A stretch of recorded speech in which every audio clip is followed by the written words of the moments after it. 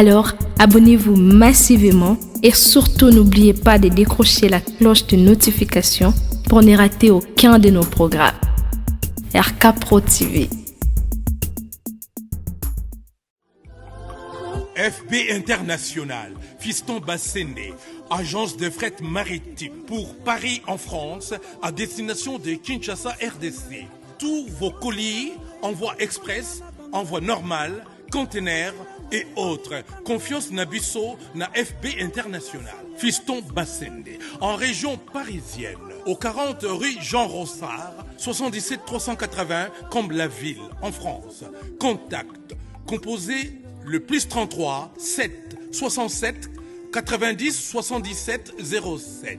Et à Kinshasa RDC, votre contact au 72 avenue Maringa, commune de Kassavubu. Référence à Sosa Chaba. Téléphone plus 243 89 89 11 402. Le fret maritime. Ezali Mosala ya FB International. Fiston Bassende. Allez vite, vite, mais alors très vite chez FB International. Fiston Bassende.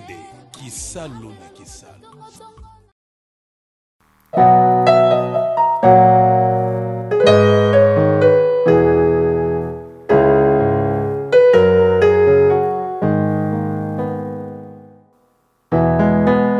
Okotisa babulami na etelo bwayo ya esantu pe olakisa lolenge ya kosanjola katango nyonso kombo na Yesu mokonzi. Soki mosi anetolaka masiya na elilingi pe na lolenge ya nyoka ya ebende kuna na esobe ekomi ntango ya kosanjola masiya na polele pe kotanga kombo na Yesu oyo ezali kola bakombo nyonso. Nzambe wandima kokabola bokonzi bwa ye na biso baye tozalaki na se ya bowumbu ya Satan pe akomisa biso basantu na ntina kokokana na ye mosantu azali. Kombo bipa etangamaka bikomba bazwaka bana. Haleluya. Kombo elongola biso na bowumbu ya Satana. Kombo na Yesu. Kombo yo epesamela mokili na ntina ete lobiko etangama na mokili epai ya bato. Yesu Masiya, tika na sanjola kombo na yo. Kombo epesamela mokili na ntina ete lobiko etangama na mokili epai wapi butu ankolela pe mikakatano ekomama na mitema ya bato. Kombo elatisa mokili lamba sika oyo moto moko te akoki kolongola yango. Kombo yo ekamuna misala ya Satana lokola mosali mafuta akamuna kambila mpona kobimisa mafuta. Kombo yo ememaka bomoi epai kufa elobama. Kombo yo ememaka lobiko epai bokono eumela ntango molai. Kombo yo epesaka biyano epai wapi mituna esukisa maelemi ya bato ose. Kombo ebikisaka bokono oyo esukisa maele ya minganga. Kombo ebimisa maele ya bato liboma na ntina kotalisa ete moboko ya boyebi eza nde yo Yesu Kristo ya Nazareti. Kombo etanisaka tongo na mitema ya baye baumela na butu ya mikakatano. Kombo emema lipamboli epai wapi mobondo elobama. Haleluya. Kombo etiaka makele makasi na matoi ya baye bateka bomoi na ntina ya mbongo pe na ntina bisengo ya mokili. Kombo na Yesu Kristo. Kombo basantu akala basakola. Kombo yo eningisa pe etengamisa lifelo mpona libela. Kombo esopaka ngolu ya Nzambe Tata likolo na bato. Kombo yo elongisaka bayenge bene na bitumba ya molili pe ememaka pole mpona kongengisa banzela ya babulami.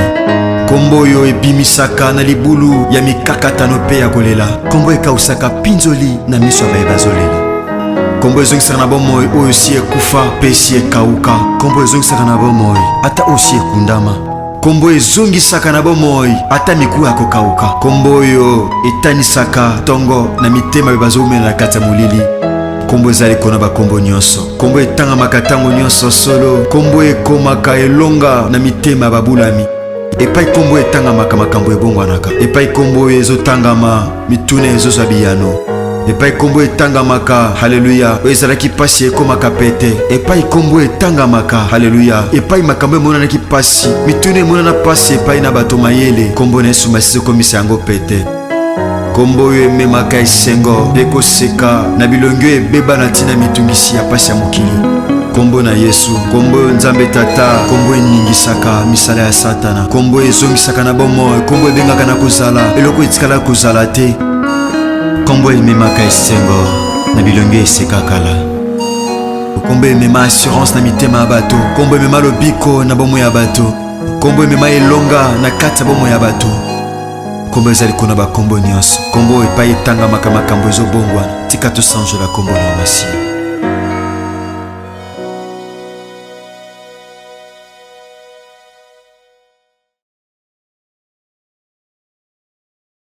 Voilà, merci na bana nzambe nyonso. Na sengi bino pour s'abonner na RK Pro TV pa ya moi na nga Rais Kangi. Donc vous s'abonner pa inaye RK Pro TV. Vous s'abonner ebele massivement de Tolobaka et pour na plus ba émission chrétienne mingi o nzamba sala makasi apesa makoki ya kuchaka kati na bino bana nzambe batant oyo bokoyi ko se retrouver na makambo nzambe.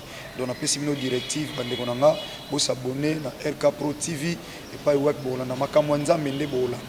Tout ce qui est chrétien, donc des œuvres chrétiennes, pour la édification, il y a l'église Corps de Christ. J'insiste, RK Pro TV, vous s'abonner massivement pour nous retrouver par ya Makamanza. Na mapari ya ngai mopendi kona bino de la foi et ko leka kuna et pas ya moi na biso Rais Kangi. Que le bon Dieu vous bénisse. Au commencement était la parole, et la parole est Christ. Radio Parole Vie, la radio qui donne la vie à travers la parole. Shalom chers auditeurs de la radio Parole Vie, la RPV, la radio chrétienne, poété à Kabiso Sangomalamu, Yakolo Nabiso Soumassia Nazareth, Nzambe Mokwa Solope à Bomo.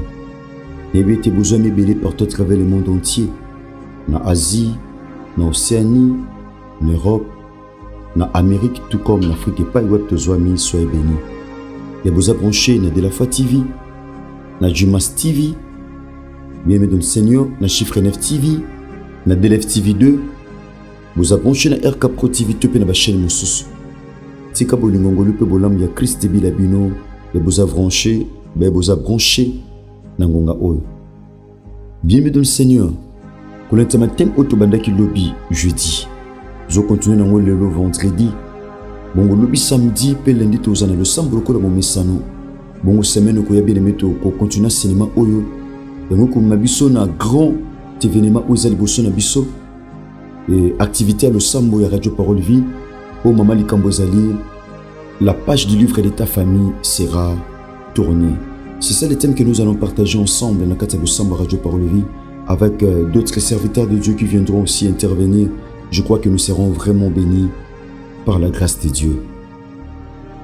Bien-aimé thème toujours le Bezali, la vraie déclaration triomphe. Que le topesio merci pour les bakuma la mope samedi biso. Na tongo na butu topé na poko na bebaza en Amérique. Nous le santo tiko pesa bomo afin que le message oyo et je sika na metema bato. Na ramener toute pensée captive na obéissance et le lobanayo puis à misalo sala ne kolosu. Na kombono Yesu Masia Nazareth nzambe moko solo pe abomo ndeto bondeli na eliki nyuso petolobi amen.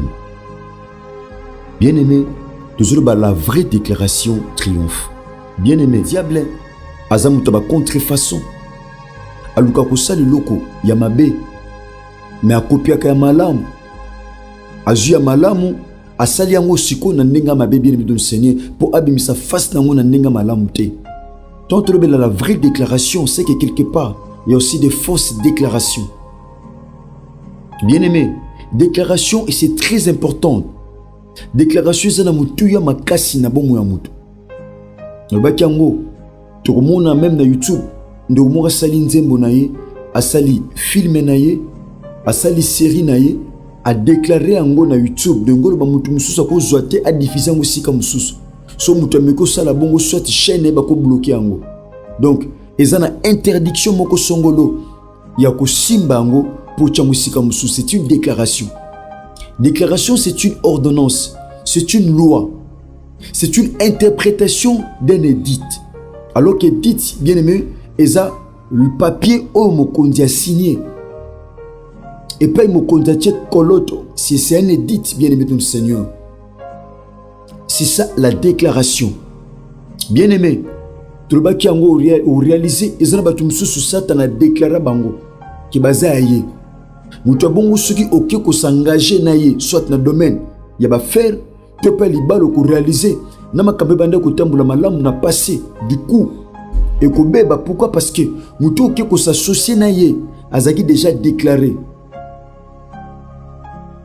eza bilo musu ya yo mais sengeli poko ta na possession nango o déclaré to monango de quoi outi peut-être un étranger a sombi biloko a tche conteneur na ye yaya azana mikanda nyonso ozo talisa ke conteneur waneza ye mais pour abimisango pour adédouaner yango ezo senga kilié un déclarant a tellement kota na ba bureau o esengeli pour que biloko wana ezongela ye mais bien que yebani déjà kiza ye mais il faut qu'il y ait un déclarant ba déclarer yango pour zongela na maboko bien aimé ezana batumo mibale na kati ya Bible il y a deux femmes ezana mwasi moko azaki na oya ye lipamboli mais là fallait a déclarer yango devant roi pour azonga na possession na yango to comme on a vraie déclaration ndenge mema qui triomphe ndenge mema qui victoire éclatante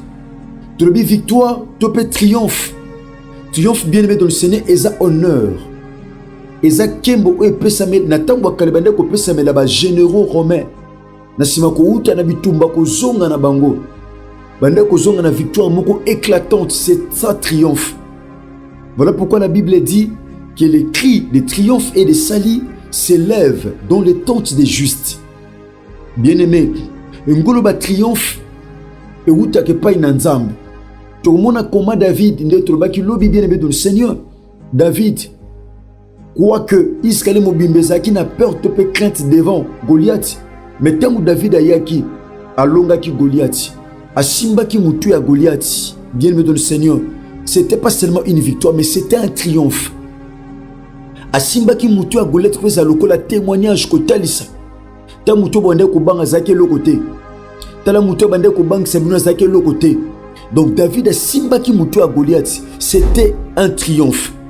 Bien-aimé, nolobaki ngo lobi eloko moko tungisa vie na yo mutu moko teremelaka yo c'est possible bien aimé dans le Seigneur osimba mutu na ye c'est possible otambo na mutu ya luka pasi na yo c'est possible otambo na mutu ya chef luka pasi na yo c'est possible otambo na mutu ya luka ka malheur na yo c'est possible osimba mutu na ye pe okonza likolo c'est possible.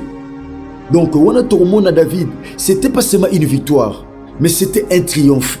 Bongo elonga David et c'est là qui célébrait na Israël nyonso yaya okolonga elonga noko zakate pona yo moko eko kitape pona libota na yo ezana batobele na visoka échoué échec elati libota mobimba ezana batobele na visoka zuité pas elati famille mobimba mais ezana batumusu soka zui succès et osala célébrer na libota mobimba ezana batobele soka leli engolo ba libota nyonso kolela ezana batumusu soki asepeli engoba toute la famille pio kozane sengo. Tout ça m'a commis dans un livre 1 roi chapitre 3. Livre 1 roi chapitre 3, verset 19. La Bible dit ceci. Retenez-moi très bien, bien-aimé dans le Seigneur. Le fils de cette femme est mort pendant la nuit parce qu'elle s'était couchée sur lui. Elle s'éleva au milieu de la nuit. Elle a pris mon fils à mes côtés tandis que ta servante dormait. Et elle l'a couché dans son sein. Et son fils qui était mort, elle a couché dans mon sein. Le matin, je me suis levé pour allaiter mon fils. Et voici, il était mort. Je l'ai regardé attentivement le matin. Et voici, ce n'était pas mon fils que j'avais enfanté. L'autre femme dit, au contraire, c'est mon fils qui est vivant et c'est ton fils qui est mort. Mais la première répliqua nullement, c'est ton fils qui est mort et c'est mon fils qui est vivant. C'est ainsi qu'elles parlèrent devant le roi. Bien-aimé, l'isolo à Passi, Bassimi Balé Andumba, deux femmes prostituées. Bien-aimé, Bazu Bazemi Bangomi Balé, Engoba Moussala Kindumba et Katani, Bakoti Nandaku, Pabakoma Mama ya Bana, Moussala Kindumba et Sili, Moussala Kindumba et Longwe, Baye Nandaku. Bazaki basha balabala baina ndako pona ba protéger ba grossesse o bazwaki bafandi ndako mo babito yoka na to fana ndako mo biso mibale Mon père Zala quitté. Baomi balé basazemi bafandi. Bien-aimé de le Seigneur. Mon quoi boti. Nasima mikolomi satu muso aboti. Bien-aimé de le Seigneur. La Bible dit na Psaume 127 que bana bazali pamboli ko te pai na nzambe. Le kola bana bazali pamboli. Le kola bazaki basia ndumba. Ba mesana te na kobota. Ba besana te na ko gérer bana. Ces femmes ne savaient pas comment gérer le bébé. Bongo balalaki malamu te. Mususu alali bien-aimé de le Seigneur. Alali mabe alali li pamboli tope moine. Ezana batobele pendant que je parle alali li pamboli ne yemoko. Moi soyo eza mutu musu teta bomela ki moine. Yemoko alala mabe. Ezana batobele musala ne kufa yomoto lela en erreur. Olunga musala yaki ndoki ya famille te.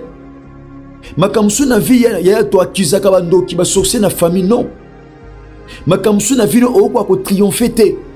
Bien aimé pourquoi? Parce que quelque part li pamboli na yo onzamba pesa. La Bible dit dans Jérémie chapitre 17, bien-aimé de le Seigneur, la Bible dit c'est par ta propre faute que tu perdras ton héritage. Le verset numéro 4, c'est par ta faute que tu perdras ton héritage. Et ça na faute na yonde oko bebi sali pamboli onzamba pesa. Bien-aimé basi o mibale moko lali aleleli mwana ne mwana kufi ayebi teke mwana sakufaki.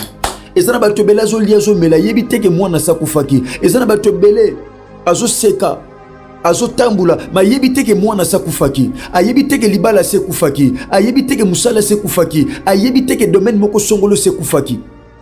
Bien-aimé, tom sou physiquement au mona oza bien, mais tom sou spirituellement yaya yane lo mo se bebaki. Moi je suis que conscience na katikata butu. Bien-aimé ndeko na katikata butu moi je alamuki atali boy mwana ya okufa. Bien-aimé de le Seigneur, habité lokola na kibo bébé bana bazalaka. Bien-aimé de le Seigneur, moi kokokana na bomba faiblesse nanga, na bomba échec nanga, na bomba pasi nanga, na bomba mawananga, na bomba pasi nanga, na bomba liwa na ça l'échange. Azu mwana zaki ya kokufa achelie muninga. Azu mwana zaki na bombo azu. Bien-aimé, je ne crois pas que de quoi moi si achaki mwana kokufa na bilamba o aletsaki mwana, je pense pas. Soit balataki bilamba kokokana, soit ajaki mwana o azaki kokufa alongoli bilamba aleti o azana bombo, tepe o azana bombo aleti na o kokufa po talisake mwana o azaki kokufa zaki ya mwasi wana. Bien-aimé, mutu azoluka a éliminer yo, mutu azoluka sali so passe, mutu azoluka échec a vino. Bien-aimé, akoluka ba procédure nyonso po indice ezalate. Mutu azoluka éliminer yo, akoluka sala tout, akoluka mayele nyonso po aluka salo mabe indice ezalate banate kezaye. Bien-aimé de le Seigneur, mutu azoluka salo passe alelisa yo, akoluka embellir yaya nyonso azo sala pour que mabe oyo azolinga sala emonana te. Mais la Bible dit aucune créature n'est cachée devant le Seigneur. Tout est à nu et à découvert devant celui à qui nous devons rendre compte.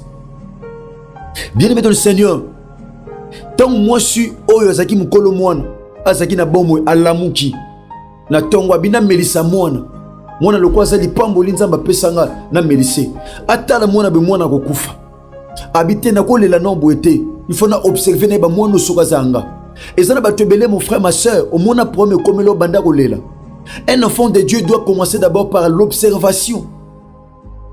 Faut banda na observation ezama kambebele mon frère ma sœur na vie na yo oyamba mena cheki wana oyamba problème wana loke ezaki ya yote observate oyamba ngombala moko ozongo komisango ya yo mwana mwasi abi non nakobanda kolela no bote fona observer na yeba mwana akufi ndenge nini atali mwana attentivement moni ke ate ana ndako toaka biso mibale mupaza te mwana oyo azanga te. Parce que moi nanga zaki na manzaka boete, moi nanga azaki na zolo boete, moi nanga zaki na mateu boete, moi nanga zala ezana batobele ba changer loko makanga maboko. Ezana batobele ba changer santé. Okoma ko bela bela. Santé koma ko tungisa. Mon frère ma sœur, tant sous ba changer eloko oyeba te ba changer mutema ba changer matrice ba changer libumu ba changer estomac ba changer ba rein ba changer nyonso oyeba te moi seul abino lela note a observé quand cette femme a observé alobité mono aza ngate santo eza ngate makolo eza ngate eloko tel eza ngate bien meto mona makambo au réaliser joueur a eu choc na lokolo a eu passe yaya mais akena ndako nganga nganga pesi bakisi pour que choc wana passe wana et comme na lokolo mutu mususu do ba changer mutu lokolo. Ce sont des choses qui se font mais ça na batu musu bandimango pe bongo mon frère ma soeur. Mais cette femme avait refusé. Abi o eza ngate lokolo eza ngate mono eza ngate abi il faut qu'il ne pas roi akata likambo. Je me dire à quelqu'un ce matin, ta vraie déclaration, bien-aimé, peut triompher ce matin. Déclaration de ma lame, et comme même le triomphe, et comme même le victoire éclatante, et comme même le succès. Moi, je suis pas un roi, n'a pas l'alarme, n'a pas d'inquiétude. Akenda que pas un roi, n'a problème. Bien-aimé de Seigneur, je me dire à quelqu'un qui me suit ce moment, ce matin. À toi qui n'est pas un roi, n'a pas l'alarme, mais c'est possible aux gens n'a cri de joie. C'est possible aux gens n'a victoire. Baké pas un roi, babandi ba déclaration. Babi roi. Donc mon ibiso bena moi soto zalaka biso mi bale mo pazati. Mwana mwasi ozo mona alalaki mabe na butu alalaki mwana kufi. Ngape musali na yo nazaki kolala. Atia ko nalalaki mais na butu. Mwasi azu mwana ne o akufaki. Asa l'échange. Atia na kata na mwana zaki ko kufa azu o anga zaki na bomo akomisie yaye. Yango toye pa na roi au katalikam. Moi je me suis habité za bongote. Mon na bomo ezanga. Mais cette femme, bien aimée du Seigneur, ozaki mukolo mon zaki na bomo a sali déclaration du bosso roi. Cette femme avait fait une vraie déclaration. Ah bien non, la déclaration de cette femme est fausse, c'est la mienne qui est vraie. Ah c'est une vraie déclaration. Ah bien roi non, mon na bomo za mwananga. Mon na bomo za mwana o ngana botaki. Parce que Oaza Kufa Oaza Ngate a refusé catégoriquement. Bien aimé de le Seigneur, mon Oaza Kufa. Aboya qui a refusé qui a catégoriquement Andima quitté. Roi Asuki Maye la zo comprendre te. Oa lo banga yangai suko na osala nini roi Silai Mayel. Mais la vraie déclaration bien aimé avait triomphé. La vraie déclaration avait gagné. La vraie déclaration, bien-aimé de le Seigneur, avait triomphé. Bien-aimé, la vraie déclaration triomphe toujours. Et bien, makata union soit victoire éclatante. La vraie déclaration. Roi, asale liboania, o azoke pa inanzambi. Aibo memelanga mopanga. Apportez-moi une épée. Alléluia. La Bible dit, muto azangi épée ateke lamba olata pa somba épée. L'épée représente la parole de Dieu. L'épée représente la Bible, représente la parole de Dieu, bien-aimé de le Seigneur. Épée sagesse à montrer que la parole de Dieu peut faire quelque chose. Épée bien-aimé de le Seigneur, connaissance à Batsuki, la parole de Dieu peut faire quelque chose. Roi, Asali appelle, na épée, na liloba. Tombaye na épée, Abibo kata mono en deux morceaux. Oazana bomo, Oazako kufa. Botike wana me bozo mono zana bomo bakata ye. O asala ki fausse déclaration alobini. Abi mono zo mono ozani yanga ni yayo. Alléluia. Mono zo mono ozala ni yanga ni yayo. Mais o azaki mukolo mwana. Malgré que cette déclaration zaki passe zaki choquante, mais le col zaki vrai. Abi roi. La lité na mona makila mono ko sopana. La lité na mona libala oko beba. Na lité na mona musalo ko kufa. Na lité na mona makambo ko sila. Roi lokola ya lobi ye mukolo mwana.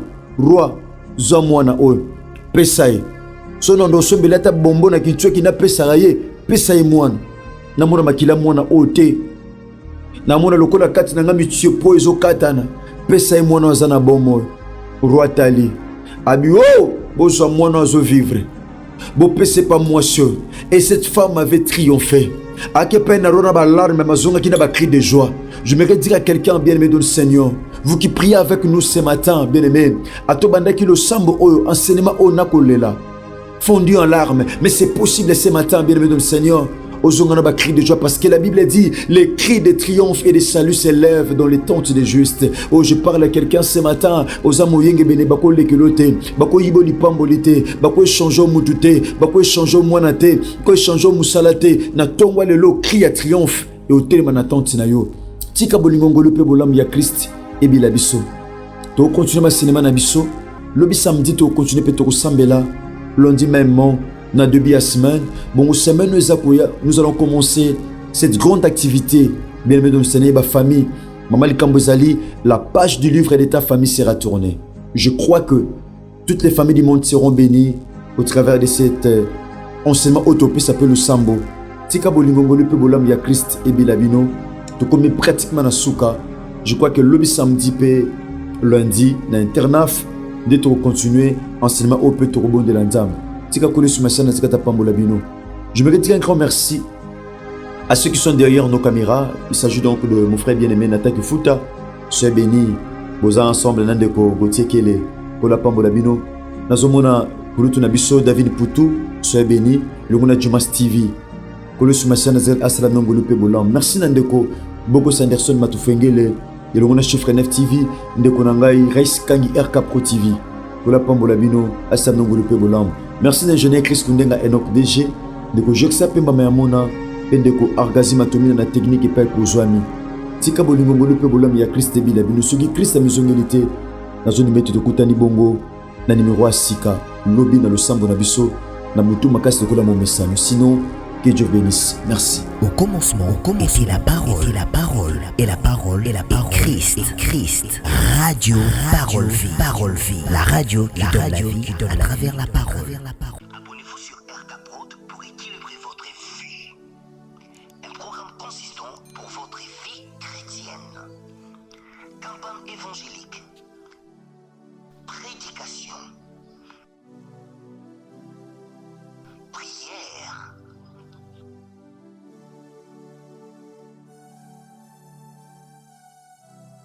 Enseignement biblique. Divertissement.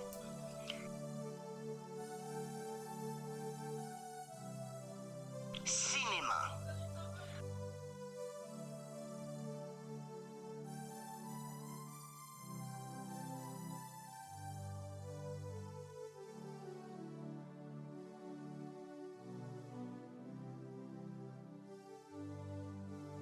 Musique.